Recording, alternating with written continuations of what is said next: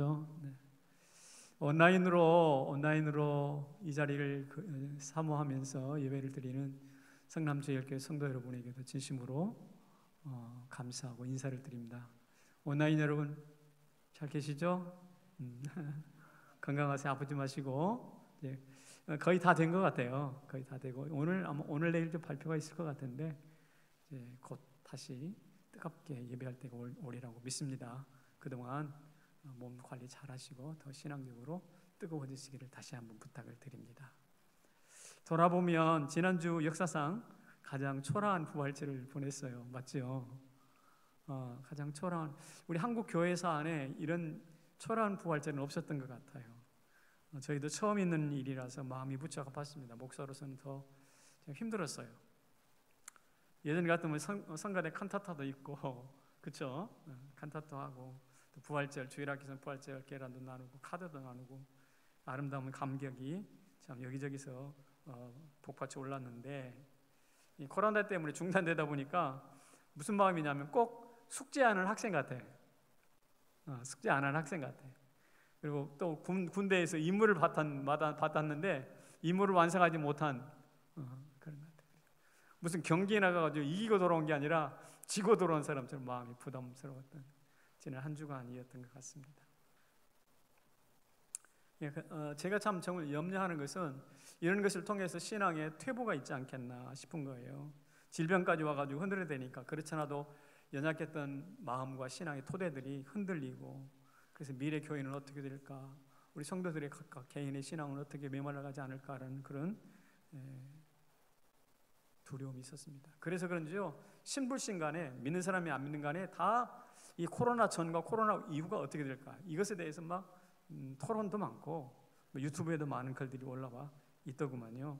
논의가 한창입니다. 몇몇 사람들 이야기 들어보니까 2차 대전 이후에 최고의 경제 위기가 올 것이다. 우리나라 지난번에 지나갔던 그런 IMF 정도는 될 것이 아니다. 이렇게 예측하시는 분들도 계시고요. 국가마다 개인화라든지 개별 국가주의가 더 득세할 것이다. 그렇게 이야기하는 분들도 계시더라고요. 한마디로 살기가 더 쉬워지는 게 아니라 살기가 어려워진다라는 이야기입니다. 한마디로 다. 그런데 여기서 꼭 기억해야 될 게 있습니다. 바로 이 사상 초유의 혼돈의 때 부활 예수님이 사망 권세를 깨트리고 무덤의 문을 열어 제치셨다는 사실을 꼭 기억해야 됩니다. 부활의 예수님, 지난주간 우리 부활제를 보내면서 이 부활의 예수님이 어떤 일을 하셨을까요? 처진 어깨로 고향으로 향하던 엠마오 제자들을 돌려세우잖아요. 예루살렘에 다시 들어가서 본인의 자리로 찾아가더라고요. 지금이야말로 그런 때가 아닌가 싶습니다. 나는 고기나 잡을 거야 하고 다시 그물을 잡았던 베드로에게 찾아가셔서 내가 나를 사랑하냐 질문하시고 그를 다시 어디로 돌려보내요? 예루살렘으로 돌려보내요. 다시 본연의 자리로 돌아가게 하시더라고요. 그뿐만 아니라 제자들에게 성령을 부으시고요, 오순절 성령을 부으신 다음에 어떻게 하셨나요? 로마와 싸울 수 있는 드디어 복음의 대전사로 그들을 바꾸어 놓으시잖아요. 이게 부활 예수님이 하셨던 일들입니다. 자칫하면 사그러지고 역사 속에서 지구상에서 사라져버릴 이 나사렛 땅 기독교가 예수 그리스도의 부활한 사건으로 말미암아 그리고 성령의 임재하심을 통해서 그야말로 세상을 경악시킬 만큼 엄청난 대반전을 이루었거든요. 그러니까 보세요. 살기 힘들다 세상은 아이고 큰일 났다 곡소리 나는 세상이지만 그러나 이럴 때일수록 우리가 해야 할 것은 뭐냐? 부활 예수를 기억해야 된다는 말이죠. 그렇게 되기를 소망합니다. 그분이 힘이 축 쳐져가지고 고향 가는 사람 돌려 세웠잖아요. 돌려가라, 내가 돈 줄게 가라, 이런 데고 가겠습니까? 아니죠. 난 고기나 잡을 거야 했던 거 다시 네가 나 사랑하냐 질문하시면서 다시 거꾸로 못 박혀 죽을 만큼 예수님이 바꿔놓으셨잖아요. 부활 예수예요. 이 부활의 예수를 지난 주간에 만났어요. 부활 예수를 지난 주간에 기억했습니다. 이것이 절기가 아니라 우리 삶에서 실제로 우리 삶을 뒤바꿔 놓는 전환점이 되시기를 축복합니다. 그래서 이 시대에 필요한 것은 정말 부활 예수예요. 그래서 다시 한번 이 단어를 여러분에게 각인시킵니다. 무슨 말이냐? 사상 초유. 이 사상 초유가 무슨 뜻이죠? 역사상 처음 있는 일, 뭐 이런 뜻이잖아요. 사상 초유. 역사상 처음 있는 일로 우리는 한국 역사상 처음 온라인 예배를 드리고 있고요. 어린 학생들도 한국 교육사, 국민 교육사에 처음으로 지금 온라인 학습을 하고 있더라고요. 그로 인해서 주일 공동체가 무너져 내려 있습니다. 자칫하면 다락방도 화상 다락방을 해야 하지 않을까라는 생각을 하고 있는데 그렇게 되지 않았으면 참 좋겠어요. 이런 과정 중에 영적인 공감대가 점점 떨어지고 서로 얼굴 알아보니까 out of sight, out of mind라는 서양 속담이 있거든요. 무슨 말이냐면 눈에 안 보면 마음에서도 잊혀진다는 뜻이에요. 이런 위험에 우리가 노출되어 있습니다. 그러니까 거리가 점점 멀어져요. 여러분, 저 홍정희 목사를 기억이나 했어요? 보고 싶어서요. 감사해요. 감사해요. 고맙습니다, 권사님. 감사합니다. 정말 저도 이게 듬성듬성 앉은 이 예배 초소를 보면 마음이 너무 무너지는 것 같아요. 그리고 앉아 계시는 자리가 거의 고정되어 있거든요. 다 제가 머릿속에 떠올라요. 여기에 누가 앉았어요? 여기 누가 잘 있나 생각합니다. 이런 이 교회 형편들을 놓고 총회에서 설문조사를 했나 봐요. 그랬더니 설문조사를 지금 소개해 드릴게요. 가정예배를 회복해서 좋다는 응답이 90%였다. 그래, 가정에서 예배를 드리게 됐잖아요. 온라인으로. 그러다 보니까 못 드렸던 가정예배 드리니까 좋습니다 라는 대답도 있었어요. 아주 좋은 점입니다. 한편으로 교회 예배의 소중함을 체감했어요. 85%예요. 저도 참 우리에게 좋은 깨우침을 주셨다고 봅니다. 온라인 예배의 만족도가 현저히 떨어진다는 응답이 53%예요. 그러니까 예배가 조금 그래도 온전하지 않으니까 그런 그 불편함을 지금 성도들이 느끼고 있는 것이죠. 근데 제 마음속에 아픈 것은 그래서 아예 예배를 안 드린다는 응답도 몇 프로? 13%. 제 마음은 저거예요, 저거. 그래서 예배를 아예 안 드려버린다는 것인데 실제로 저 프로테이즘보다 훨씬 더 높을 가능성이 많아요. 실제로는.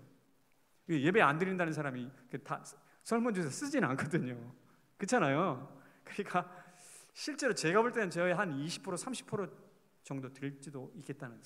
그래, 20, 30%는 이로 인해서 예배를 지금 잃어버리고 있다는 뜻이거든요. 그러니 영성 고갈과 공동체 해체로 말미암아서 그 가장 피해를 보는 것은 본인 개인 자신이고 영적으로, 두 번째 또 가정이고, 세 번째 교회고, 넓게 보면 이 나라도 영적으로 퇴락되면 그만큼 나라가 사나워지고 각박해지거든요. 결국 솔로몬 때처럼 신앙이 세속화되거나 여로보암 때는 송아지가 산쳐놓고 거기다 또 절하라고 왜곡시키거나 엘리야 때처럼 아주 대놓고 우상숭배를 하거나 뭐 이런 시대로 갈 가능성이 있습니다. 그렇지만 제가 다시 말씀드려요. 이럴 때 우리가 다시 기억할 것은 우리가 겪는 이 사상초유의 사건에 사상초유의 예수님이 계시다는 사실. 자, 사상초유란 말 처음 온라인 예배를 드리고 있는데 예수님이야말로 사상초유로 하나님이 육신의 몸을 입으시고 이 땅에 성육신 하셨습니다. 성육신이라는 기독교 교리가 아니라 예수님으로 입증된 것인데 그 예수님으로 입증된 그 사실이 뭐냐? 사상초유예요. 그분이 사상초유로 성육신 하셨고 사상초유로 무덤을 깨뜨리셨고 사상초유로 오늘 세례를 받으신 이후에 본문에 이사야서를 읽으시고 고향에 들어가셔서 처음으로 설교를 하신 거예요. 이 본문이 지금 읽은 본문이 예수님이 세례 받으시고 고향에 돌아가셔서 세회당에서 처음 설교하신 내용이거든요. 그러니까 오늘 제가 무슨 이야기를 하고 싶으냐면 성육신도 사상초유, 요단강 세례 받으신 거, 하늘이 열리고 비둘기같이 성령이 임하시고 하나님의 음성이 들린 거, 이것도 사상초유. 말씀의 자체이신 예수님께서 성령 충만으로 이사야서의 예언을 해석하신 것, 이것도 사상초유. 그러니까 알고 보니까 사상초유의 사건들이 성경이 굉장히 많다는 거예요. 그리고 가장 그 사상초유의 꽃은 성육신으로 시작돼서 예수 부활로 나타났어요. 그래서 이렇게 어려움을 겪고 있는 오늘 이 자리에서 사상 초유의 퍼레이드를 이끌어 가고 계셨던 예수 그리스도가 다시 기억되기를 소망합니다. 그분에게 우리의 시선을 좀 집중할 수 있기를 소망합니다. 그래서 그분이 사상 초유의 사건들을 일으키신 것처럼 오늘 우리 가운데서도 이 겪는 이 어려움을 극복하고 이기고 사상 초유의 질병을 이겨서 오히려 더 강성해지는 여러분과 제가 되기를 소망합니다. 기억하십시오. 사상 초유의 성육신 예수 부활의 주님께서 사상 초유의 온라인으로 고통받고 있는 우리를 이기게 하실 줄로 믿습니다. 그런데 그렇게 하려면 더 똑같이 기억해야 될 중요한 포인트가 하나 있어요. 그게 뭐냐면 성령께서 우리 가운데 함께 계시다는 거예요. 여러분 여쭤봅시다. 예수님이 잉태하실 때, 마리아의 태중이 잉태하실 때 무엇으로 잉태하셨다고 그랬죠? 성경에 보면 성령으로 잉태하셨다고 그랬죠. 제가 지난주에 부활주일 때 이야기했던 것처럼 예수님을 살리신 영, 성령이 부활입니다. 그러니까 예수님이 부활하신 것도 누가 부활하신 거예요? 성령이에요. 성령. 예수님께서 말입니다. 지금 세례를 받으신 이후에 고향으로 가고 있습니다. 그때 오늘 본문 읽지는 않았지만 14절에 이런 말씀이 있어요. 예수께서 성령의 능력으로 갈릴리에 들어가셨다고 했어요. 누구로? 성령의 능력으로. 자, 그러니까 예수님의 생애 순간순간마다 성령이 주도하고 계시는 것을 알 수가 있습니다. 그런데 마가복음에서는 아주 대놓고 이 사실을 정확하게 설명하고 있습니다. 같이 한번 읽어볼까요? 시작. 성령이 곧 예수를 광야로 몰아내신지라. 여러분, 광야로 예수님을 몰아내시다. 성령이. 여러분, 소 몰아봤어요? 소? 전라도 말로 소띠게 봤어요? 풀띠게 먹어봤어요? 그러면 이 소를 몰고 가거든. 쟁기질 할 때든지 뭐 할 때든지 소를 몰고 밖으로 나갈 때 이리야 일루가 좌라우라 뭐 이렇게 가는데 마치 그렇게 하듯이 성령께서 예수를 몰고 어디로 가셨다고요? 광야로 가셨다. 그러니까 태어날 때도 잉태될 때도 성령이, 세례받을 때도 성령이, 광야에서 시험 받을 때도 성령이, 그 다음에 부활할 때도 누가? 성령이. 그러니까 예수님의 전생에 누가 개업하고 계셔? 성령이. 할렐루야. 그러므로 기억하십시오. 사상 초유의 어려움을 겪고 있는 여러분들이 정말 진심으로 주목해야 될 것은 예수를 잉태케 하시고 죽이시고 시험 받게 하신 그 성령, 그 성령으로 돌아갈 수 있기를 주의 이름으로 축원합니다. 그럴 때 우리 앞에 있는 여러 가지 문제 하나도 문제가 아니 됩니다. 그래서 오늘 18절에 보면 본문 말씀에 그런 말씀이 나와 있어요. 18절 같이 읽어봅시다. 자막을 보고 시작. 주의 성령이 내게 임하셨으니. 이것도 예수님이 읽으셨던 성경 구절이에요. 이게 오늘 설교 본문 중에 나와 있는데 예수님이 이사야서를 딱 펼쳐놓고 61장에 본문을 펼쳤더니 주의 성령이 내게 임하셨더니 그런 거예요. 그러니까 오늘 설교 본문 안에도 성령이 언급이 되고 있는 것입니다. 기억하십시오. 그러니까 예수님에게서 일어나는 모든 일은 누구의 작품이다? 성령의 작품이다. 그러므로 성령께서 오늘 우리에게 코로나19도 주셨다고 저는 그렇게 생각해요. 뜻이 무엇인지 모르지만 코로나19 성령께서 주셨었는데 물어봅시다. 코로나19를 주신 분이 성령이시라면 고치실 분도 성령이시고 우리를 마침내 이기게 하실 분도 성령이신 거죠.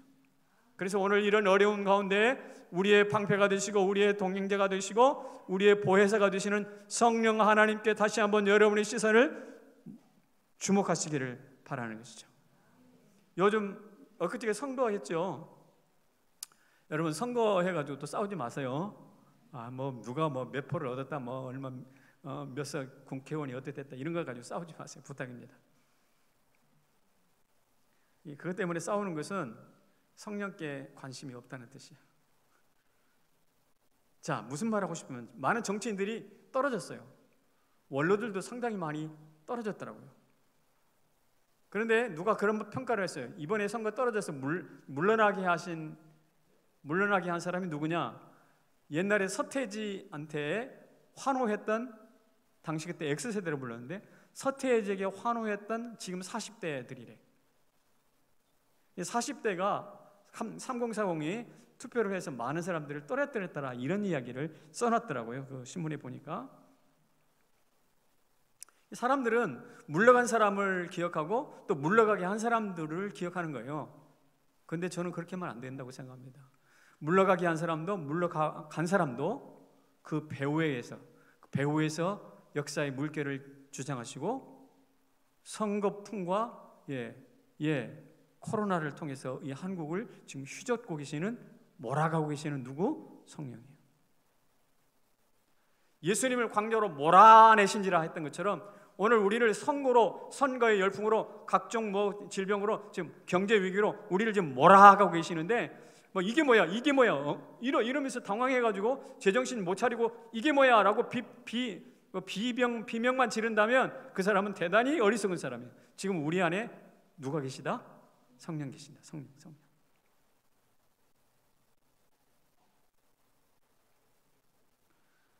요새 비행기도 멈추고 공장도 가동이 멈추고 그러니까 원유값이 뚝 떨어졌다 그러죠. 원유값이 떨어질 판인데 더 떨어졌어요. 그래서 내가 자료를 보니까 배럴당 계산이 나오는데 그것을 리터로 환산을 했는데 1리터 원유 가격이 1리터가 국제 시장에서 얼마에 거론되느냐면 180 얼마예요. 그냥 200원이 채 안 돼. 1리터.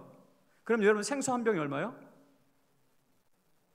1,000원 정도 생각해 봅시다. 그러면 생수 한 병에 원유 4병, 5병을 사야 돼. 기름값이 대폭락을 했단 말이에요. 근데 여러분이 앉아 계시면서 기억해 거듭어 보십시오. 옛날에 석유 파동하다가 석유 파동 해가지고 석유가 석유 가격이 2배, 3배로 뛸 때가 있죠. 얼마 전에도 그런 것이 있어요. 그때 기업하는 사람 비명을 질렀습니다. 우리나라 다 무너진 줄 알았다고. 저희들이 중고등학교 학교 다닐 때의 기억인데요.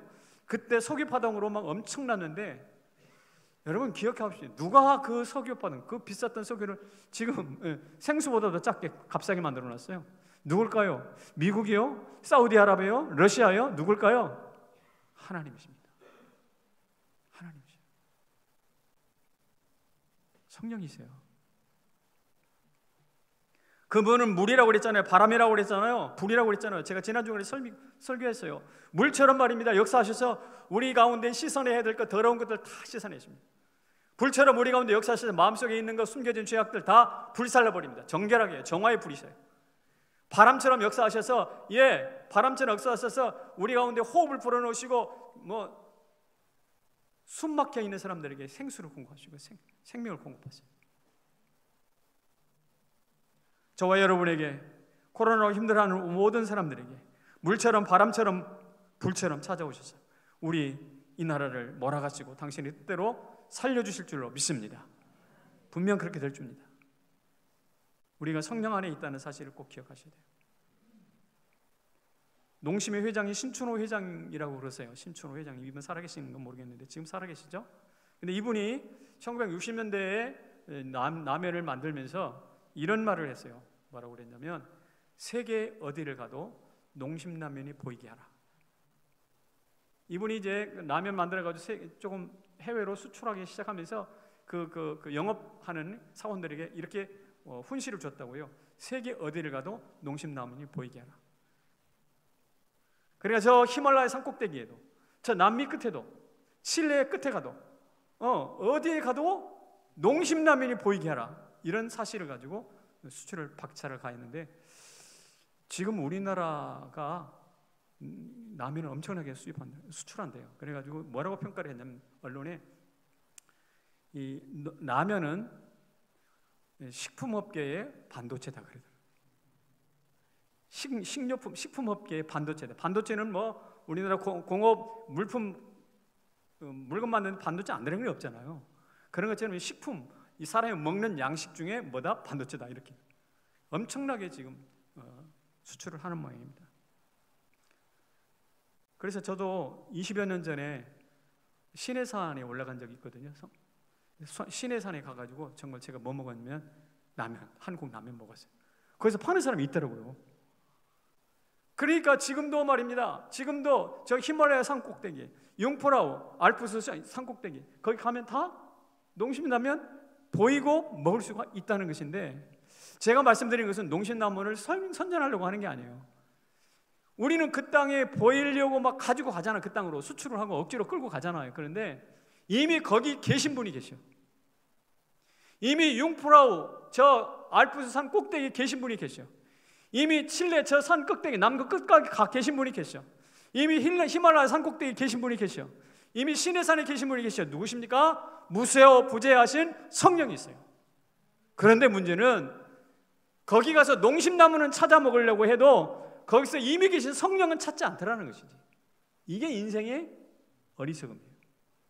거기 가서 없는 농심나무 가가지고 부숴 먹으면서 맛있게 간식으로 먹으면서 거기 이미 계시고 우리를 기다리고 계셨던 성령은 찾지 않더라는 거예요. 여러분, 우리가 지금 그러고 있지 않느냐. 이 어려운 상황에서 농심남은 저 히말라야 산 꼭대기에 올라가서 거기서 끓여 먹듯이 이 코로나에서 살려고 발버둥치면서 이렇게는 하지만 이미 우리를 붙드시고 이미 우리 편이 되어주시고 우리와 함께 계신 성령을 까마득히 머릿속에 지워버리는, 기억하지 못하는 그런 실수를 범할 수가 있다 없다? 있다라는 거예요. 그러므로 사랑하는 성도 여러분, 제가 다시 부탁합니다. 사상 초유의 사건에, 사상 초유의 탄생과 세례와 시험과 부활로 찾아오신 예수님을 통해서 능히 이길 수 있을 줄로 믿습니다. 그런데 그 예수님의 승리 안에는 누구를 기억하라? 성령 하나님을 기억하라. 성령과 함께 우리 가슴속에 따뜻하게. 여러분, 마스크 지금 쓰고 계시죠? 마스크 느껴져요? 안 느껴져요? 숨 쉬면 답답하니까 벗어버리고 싶을 거란 말이야. 이 마스크가 느껴지듯이, 손소독제를 경험하듯이 누구를 느끼라? 성령을 느끼라. 이게 옳습니다. 그래서 이번 기회를 통해서 잃어버리고 무심하게 지나갔던 성령 하나님, 성삼위 하나님이 여러분에게 훨씬 가까이 찾아올 수 있기를 주님의 이름으로 축원합니다. 이렇게 성령이 우리 가운데 역사하시면 어떤 일이 우리 가운데 나타나는가? 이게 돼요. 다시 연대하기 시작합니다. 성령은 해치는 영이 아니세요. 성령은 모으시는 영이거든요. 암탉이 병아리를 품어 모으듯이 성령이 역사하면 사람들을 어떻게 해요? 품어요. 서로 다시 연대해요. 뿔뿔이 흩어졌던 사람들 다시 불러내요. 이게 성령의 역사입니다. 코로나 때문에 사람들이 전부 다 막 뿔뿔이 흩어져서 거리두기도 하고, 나라는 문을 잠가버리고, 도시는 봉쇄하고, 비행기는 뜨는 것을 막 멈춰버리고, 그래서 이게 각자 도생의 길로 걸어갔다, 그렇게 이야기를 합니다. 그런데 이 각자 도생, 각기 제 살 길 찾아가는 게 이게 과연 옳은 것인가? 여러분들 어떻게 생각하세요? 옳아요? 전략적으로 필요상 전파를 막기 위해서 떨어져 있는 것은 맞지만, 인류는 보통 어떻게 지으셨냐? 하나님이 서로 소통하도록 지으셨잖아요. 그래서 함께 있는 게 필요해요. 그래서 전문가들이 그런 말을 해요. 이게 코로나가 지나고 나면 WHO, 그러니까 국제보건기구보다 훨씬 더 강력한 질병통제기구가 생겨나야 한다라고 주장하는 사람들이 많아요. 그러니까 지금 WHO 정도가 아니라 언론의 표현에 의하면 어느 편을 들고 트럼프 대통령은 그 비용을 지원한 돈을 삭감해 버렸다죠, 중지시켜 버렸다죠. 이렇게 편들고 하는 그런 말고 보다 더 강력한 질병통제기구가 필요하다, 이런 목소리가 점점점 많아지고 있습니다. 생각해 보세요. 여러분, 1차 대전이 끝난 다음에 생긴 건 뭐냐면, 이렇게 전쟁해서는 안 되지, 서로 의견을 모아서 한번 머리를 맞대보자 해가지고 만든 게 국제연맹이에요.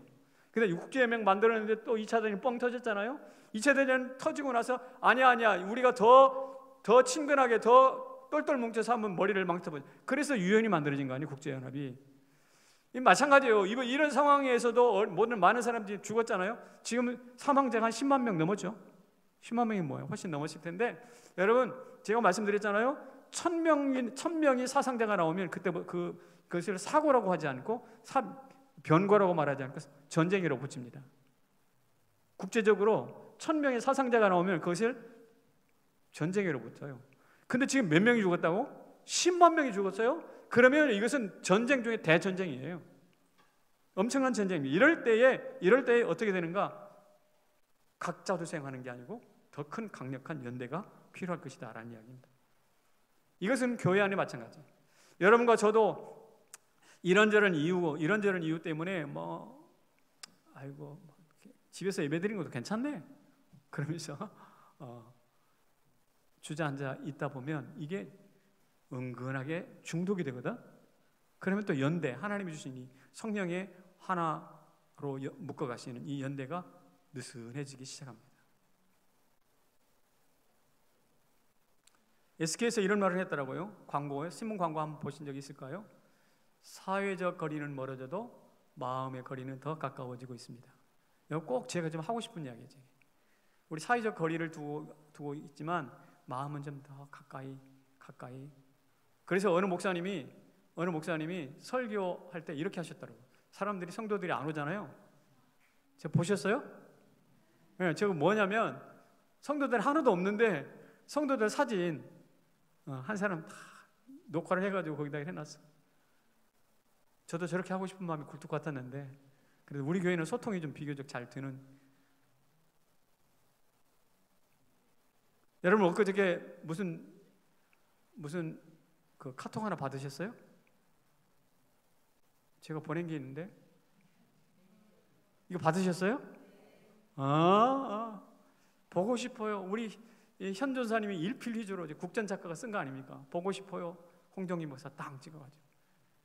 여러분 저 보고 싶었어요? 저 정말 보고 싶었어요. 사실은 어떻게 잘 지내나, 어려움은 없나. 그래서 말입니다. 우리는 지난 2달 동안 현장 예배를 드리지 못했는데 이제 결단해야 됩니다. 결정해야 될 때가 왔어요. 뭐냐면 이것입니다. 더 멀어질지 아니면 더 가까워질지. 이 코로나를 지내면서 세계 국가 정상들도 결정해야 돼요. 더 멀어져야 할지, 문을 닫아버려야 될지, 아니면 더 긴밀한 연대를 해야 할지. 이게 대통령들이 지금 고민거리예요. 지금 저거. 대통령만 고민하는 게 아니라 오늘 우리들도 신앙인으로서 굉장히 고민해야 될 문제입니다.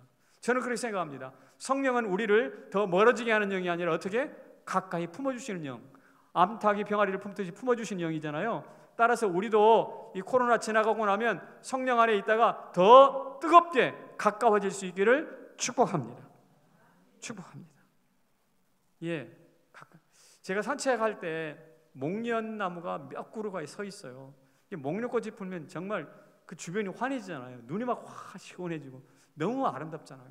제가 전에 목련도 설교 때 보여준 적이 있는데 정말 아름다운 목련꽃이 눈이 쫙 보여지는데 또 세상에서 가장 추한 모습도 그 자리에 있어요. 무슨 말인지 아시죠? 그 목련꽃이 금방 꽃이 이 나뭇가지에 있을 때는 환한 꽃인데 딱 땅에 떨어지는 순간 쓰레기가 되잖아. 밟히는 순간 정말 흉측해져요. 그러니까 가장 아름다운 것과 가장 추한 것이 같은 자리에 있더라고. 그러니까 아름다운 미와 추가 어디 있느냐? 미추가 어디 있어요? 현장에 같이 있더라고. 이게 무슨 말이냐? 이게 하나님의 원리인데 우리가 하나님 앞에서도 똑같이 서로 멀리 있는 것 같지만 가장 마음이 가까워지고 미운 사람들도 가까이 보듬어야 그것이 해결돼요. 안 보니까 속이 시원했습니까? 그 사람 건강히 가는 게 아니에요. 그래서 우리 한번 저랑 같이 연습해 봅시다. 이렇게 한번 해볼까요? 세상은 구호 준비라고 하니 손을 이렇게 한 번씩 이렇게 한번 해봅시다. 우리는 예수 안에서 하나입니다. 시작. 우리는 예수 안에서 하나입니다. 다시 한번 시작. 우리는 예수 안에서 하나입니다. 왜? 누구 때문에? 성령 하나님 때문에. 성령이 하나로 만드시니까. 성령이 우리를 암탉처럼 품어주시니까. 그래서 무슨 말씀을 드리는가? 더욱 연대하라는 거예요. 더욱 연대하라. 이 연대하는 것은 눈으로 나타나는 것이지만 눈에 보이지 않는 부분에 또 한 가지 있어요. 다시 회복하는 부분도 있어야 돼요. 다시 회복돼야 돼요. 선거판에서 화려하게 복귀했던 여성 한 분 계시더라고요. 제가 이름 말하지 않겠습니다. 뉴스 앵커했던 분이에요. 앵커했던 분인데 보궐선거에 나왔다가 큰 표차로 졌죠. 2년 전인가? 차찬 속의 태풍으로 끝났다 싶었어요. 그런데 이번에 또 나왔어요. 저 사람 또 떨어질 걸 그랬는데 이번에 붙었더라고요. 저는 그분을 보면서 뭘 봤냐면 다시 일어난다, 회복이 뭔가를 좀 생각하게 됐어요.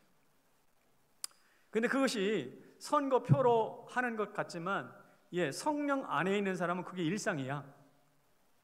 그것은 기적같이 그 사람은 이겼을지 모르겠지만 성령 안에 있는 사람은 더욱 연대하는 것도 쉽지만 다시 회복하는 것도 쉬운 일이에요. 우리 모두 그렇게 되기를 소망합니다. 남들은 어려워서 저거 가능할까 했는데 벌떡 일어나는 거예요. 그래서 의인은 7번 넘어져도 8번 다시 일어나느니라. 잠언의 말씀입니다. 성령이 하시는, 오늘 본문에 보면 성령께서 다시 회복하는 모습들을 쭉 설명해 놓고 있어요. 포로된 자에게 무엇을 주신다 그랬어요? 자유를 주신다. 이 포로는 어떻게 생긴 겁니까? 전쟁 때문에 생긴 거잖아요. 그리고 전쟁 전에는 이 사람은 포로였을까 아닐까요? 포로 아닌 거예요. 그런데 포로가 됐네요. 그런데 예수님이 뭐 어떻게 하신다고요? 다시 자유를 주시는 거예요. 이것은 다 회복을 의미합니다. 포로된 자에게 자유, 포로 석방이죠. 두 번째, 눈먼 자에게 다시 보게 함을. 눈먼 자에게 뭐가 됐나? 다시 본대요. 근데 이 눈먼 자가 날 때부터 문맥상으로 보세요. 날 때부터 눈먼 자일까요? 아니요. 다시 본다고 말이 했잖아요. 다시. 이 다시라는 말이 있는 것으로 보아서 날 때부터 눈먼 자는 아니었단 말이에요. 무슨 사건이나 사고 때문에 시력을 잃었는데 하나님께서 다시 보게 하신다는 거죠. 또 한 가지, 눌린 자를 자유케 한대요. 이 눌린 자도 이게 종 이야기인데 인간이라는 게 태어날 때부터 종은 없거든요. 근데 이 종을 하나님께서 어떻게 해요? 자유롭게 하신대요. 이 모든 것이 오늘 이 본문 가운데 있는 모든 이야기가 뭐냐? 회복을 이야기하고 있습니다. 이 성령이 계시는 곳에는 연합이 나타나고 두 번째 회복이 나타나요. 우리 성남제일교회 안에 여러분의 가정 안에도 이 회복, 성령으로 말미암은 회복이 나타나시기를 진심으로 축복합니다. 코로나 때문에 이혼을 생각하는 사람들이 너무나 부대끼다 보니까 이혼 생각하는 사람들이 나와서 코로나 이혼이라는 말이 나올 정도라고 하는 거예요. 가정폭력도 24%가 늘었다는 이야기입니다. 코로나가 우리에게 주었던 인생의 주름살인데 이때 정말 성령 하나님께서 회복시키는 성령 하나님께서 임하셔야만 이 문제 해결돼요. 국가가 법원이 그것을 해결해 줄 수 있을 것 같아요? 아니요. 국가에서 무슨 보조금 준다고 해결될 수 있을 것 같아요? 돈 몇 편 주는 거예요. 여러분 국가에서 주는 돈 때문에 기대감이 크실는지 모르겠지만 그것이 진정한 해결책이 아니라는 것은 누구나 다 아는 거예요. 여러분 이런 코로나의 주름살이 크긴 하지만 깊긴 하지만 그러나 저는 믿습니다. 성령 하나님께서 우리를 다시 회복시켜 주실 것입니다. 그런데 성경은 여기까지만 이야기가 끝나지 않습니다. 다음 한번 보십시다. 아까 더욱 뭐 한다고 그랬죠? 연대한다고 그랬죠? 다시 회복된다고 그랬죠? 더욱과 다시가 합쳐지면 뭐가 나오더라? 기쁨이 나온대요. 기쁨이 나온대요. 지금 무슨 이야기를 하고 싶으냐면 오늘 예수님께서 이사야 61장에 있는 말씀을 펼쳐놓고 이제 설교를 하시잖아요. 이 본문에는 나오지 않지만 이사야 61장으로 돌아가서 보면 이 본문 말씀 뒤편에 무슨 말이 나오냐면 기쁨이란 말이 나와요. 한번 읽어봅시다. 시작. 슬퍼하는 자에게 화관을 주어 그 죄를 대신하며 기쁨의 기름으로 그 슬픔을 대신하며 땅에서 갑절이나 받고 기쁨이 있으리라. 아멘. 슬퍼하는 자에게 화관, 죄를 대신한대. 기쁨으로 슬픔을 대신한대. 땅에서 뭘 받아? 갑절이나 받는데. 그리고 마침내 최종적으로 기쁨이 있으리라 그랬어요. 화관을 주는 것도 갑절이나 받게 하시는 것도 모두 다 기쁨과 연결되고 있어요. 그러니까 성령이 아까 예수님을 몰아내셨다고 그랬잖아요. 성령이 우리를 이 코로나에서 또 주도하신다고 그랬잖아요. 이 성령이 궁극적으로 우리를 데려가고자 하는 최종 고울은 뭐냐면 기쁨이에요. 다시 연대하십니까? 다시 회복합니까? 더욱 연대하고 다시 회복합니까? 마침내 기뻐하게 될 줄로 믿습니다. 이게 성경이 우리 가운데 보여주는 큰 그림이에요. 왜냐하면 성령은 희락의 영이시거든. 성령 임재하시는 기쁨이 넘치게 돼요. 죽겠다 곡소리 나는 이 세상에 그래도 교회 안에 사람들 모이면 뭐합니까? 예수 믿는 사람들 모이면 뭐합니까? 사랑합니다, 축복합니다, 그러면서 서로 이게 어느 정도 효과가 있는지 여러분 굉장히 어떨 때는 어떨 때는 이게 효과가 있나라고 의심이 들긴 하지만, 그러나 기쁨과 웃음과 축복이 있는 곳은 교회밖에 없어 사실은.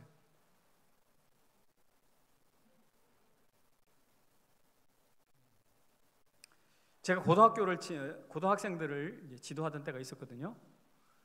그때 포천에 가면 베어스타운이라고 큰 그 리조트가 있습니다. 콘도가 있는데 거기에서 고등학생들을 데리고 수련회를 하고 있었어요. 그런데 서울의 유명한 사찰 봉은사 알죠? 봉은사 들어보셨어요? 그 저 삼성동에 있는 봉은사, 한국에서 최고 부자절이라고 해요. 거기에서 유치원 아이들 데리고 불경학교 있죠. 성경학교가 아니라 어린이 불경학교를 봤어요. 우리는 고등학생들이 수련회를 왔고, 거기는 이 사랑의 교회, 그러면 그 강남에 있는 교회니까 그래도 어떤 의미에서는 한국을 대표하는 교회인데 거기서도 왔더라고. 봉은사에서도. 상황이 묘하게 됐어요. 근데 이제 점심은 식당을 같이 써야 되잖아요. 식당에 만나는 거야, 애들을. 근데 특이한 그 현상이, 먼저 식사하시라고 해서 애들이 이제 먹고 그다음에 우리가 식사를 하러 갔는데, 얘네들이 유치원 아이들이거든요. 근데 어떻습니까? 애들 막 유치원 가보셨죠?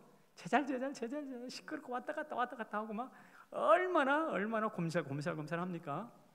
재밌죠. 근데 얘네들이 그런 모습은 싹 가시고, 이런 모습, 너희들 똑바로 안 해. 그래가지고 막 유치원에 가서 선생님이 확 애들을 휘어잡아가지고 차려, 막 똑바로 서, 막 이렇게 야단 맞아가지고 하는 것처럼 애들이 딱 눈이 동그래가지고 전혀 애들 같지 않은 거예요. 돌부처같이 있어요. 돌부처같이. 어린 돌부처같이.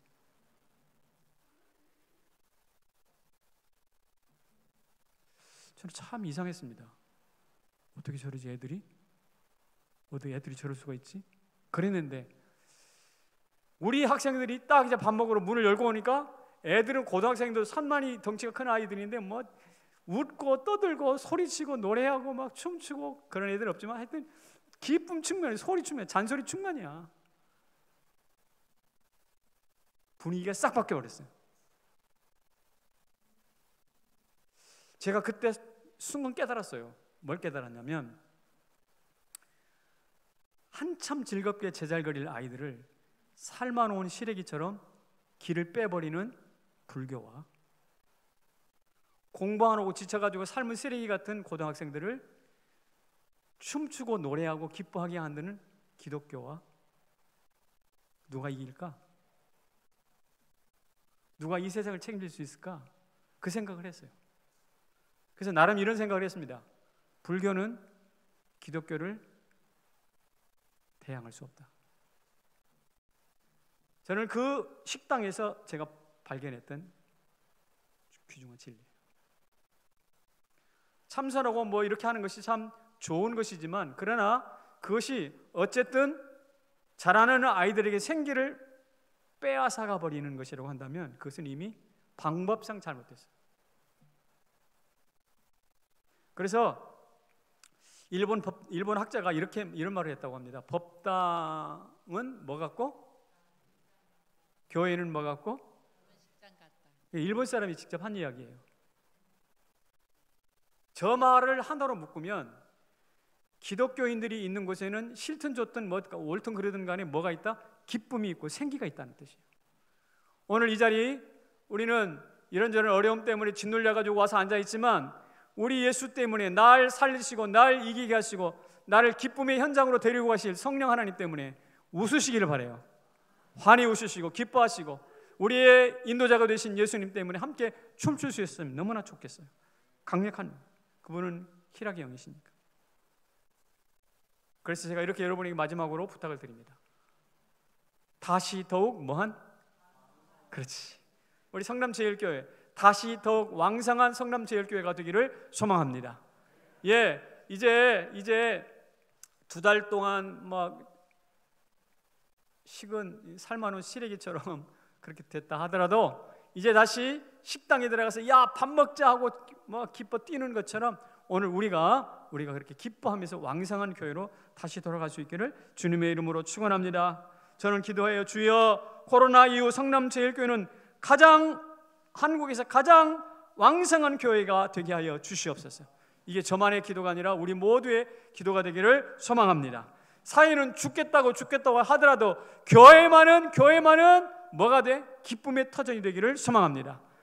요사이는 코로나 이꼴 교회라는 등식이 있었잖아요. 예? 근데 이것이 한 방에 깨지기를 소망합니다. 예, 한 방에 깨지기. 왜? 성령께서 우리를 붙들고 계시니까. 성령이 우리를 붙들고 계시니까. 여러분, 구자억 목사님이 되셨던 말이에요. 이분이 우리 교회 오신 거 기억하십니까? 예, 오셔서 트로트죠. 트로트가 요새 뭐 대세라고 그러던데. 이명탁 아세요? 이명웅이야? 아, 미안합니다. 이명탁이라는 사람 없어? 영탁이야? 아, 미안합니다. 트로트가 대세야. 그런데 이 트로트 대세가 나오기 전에 트로트로 복음 전도했던 분이 구자학 목사님이시잖아요. 그분의 찬양 하나 제가 틀어드릴게요. 소리가 안 나와. 소리가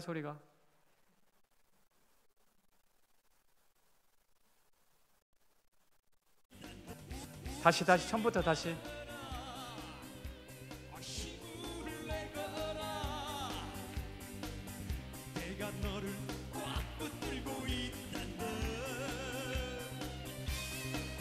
좀 크게 해보세요. 내가 너를 꽉 붙들고 있단다.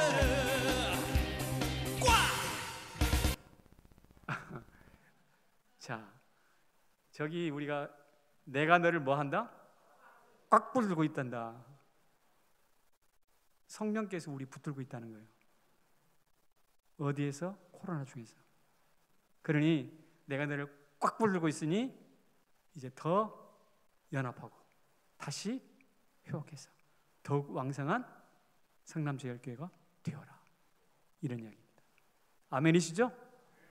예, 영상으로 이 예배를 함께 드리는 성도 여러분, 성령께서 여러분 가정과 여러분 심령을 꽉 붙들고 있음을 믿으시기를 바랍니다. 예, 정말 사실입니다. 그래서 몸은 떨어졌지만 마음으로 더 연대가 되고 각자 도생, 나 살 건 내 것만 챙기면 안 돼요. 2차 대전 때 미국하고 일본하고 싸우지 않았습니까? 그래서 싸우다가 산동반도 지역에 포로 수용소가 있었던가 봐요. 미군들이 포로가 돼가지고 일본 이제 군대들 밑에서 있었는데 미국에서 그 포로 수용소 쪽으로 위문대 보내듯이 음식이나 이런 거, 뭐 소품들 넣어가지고 위문대를 보내왔는데 먹을 것이 없었던 그 수용소에 막 위문대가 오니까 너무 좋잖아요. 군대에서 시레이션이라고 내가 어렸을 때 들은 것 같은데 커피도 있고 막 비스켓도 있고 그러니까 눈이 이맣게 좋아졌어요. 근데 미군 포로들이 이렇게 말을 했습니다. 이거 우리나라에서 왔으니까 우리한테만 주세요. 무슨 말인지 아시겠죠? 우리나라에서 왔으니까 우리한테만 주세요. 숫자로 따지면 한 사람이 7개씩 돌아가는 정도래. 그런데 순간 그 포로 수용소가 분위기가 싸해지는 거야. 먹을 것 같다고 막 좋아했는데 뭐 우리한테만 주시오? 그래가지고 이렇게 말했대. 뭐라고 말했냐? 너희는 먹고 뭐해라? 배 터져 죽어라. 우리는 배고파 죽을 테니까. 이게 비스켓 몇 개 가지고 우리만 먹을 거야 라고 했던 사람들에게서 입에서 나오는 저런 열매예요. 그 뒤에다 제가 하나 생략한 게 있어요. 양키 고홈. 그래서 많이 들었던 니네 나라로 꺼져라 막 이런 이야기죠. 여러분 이게 수용소, 산동반도 수용소만 있는 게 아니라 교회 안에도 있을 수 있단 말이에요. 성령이 붙들리지 않으면. 꽉 붙들어 주시는 성령을 놓쳐버리면 흩어져가지고 우리만 먹을 거야 이럴 수가 있거든요. 우리 성남제일교회 이런 성도 한 사람도 없고 서로 이 코로나 지나고 나면 말씀드린 것처럼 더욱 연대하고 다시 회복하고 그래서 더 큰 기쁨이 충만한 교회 되시기를 주의 이름으로 축원합니다. 잘해서 일어나십시오.